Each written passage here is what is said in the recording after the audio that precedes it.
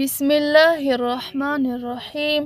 اوله ورځ له حضرت خدیجې رضی الله عنها څخه روایت دی.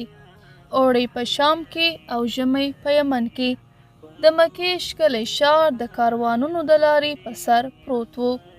کاروانیانو به له همدې لارې بېلابېل توکي له یوې سیمې څخه بلې سیمې ته لیږدول. په ورېښمو، درملو، کالیو او زینتي توکو بار و شان به په داسې حال کې مکې ته ننوتل چې د غاړې زنګونه به یې شړنګېدل. کاروانیان به د یو څه وخت لپاره په مکه کې پاتې کېدل. موږ عربو په سوداګرۍ خپل ژوند روان کړی وو.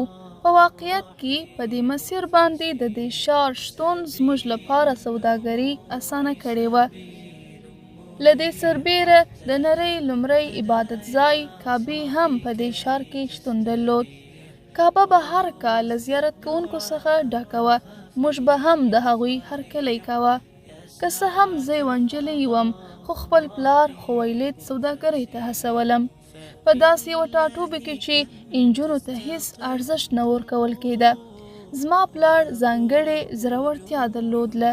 ما د ځوانۍ له پیل څخه خلک استخدام کړل او له شام څخه به مې یمن ته کاروانونه استول. زموږ ښار له اندازې زیات ګرم و. په اوړي کې زموږ کاروانونه شام ته سفرونه کول چې هوا یې نسبتاً سړه وه، او په ژمي کې به یمن ته تلل چې ملایمه هوا یې درلوده. ما به د خلکو له ډلې څخه د باور وړ کارکوونکي ټاکل.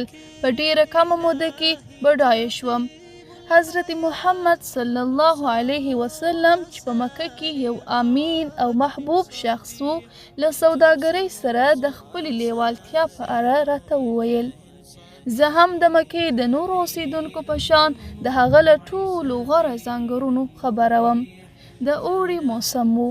محمد صلی الله علیه وسلم مې له خپل نږدې مرستیال میسره سره شام ته ولېږه. هغوی په ډیره کمه موده کې له زیاتې ګټې سره بیرته راوګرځېدل.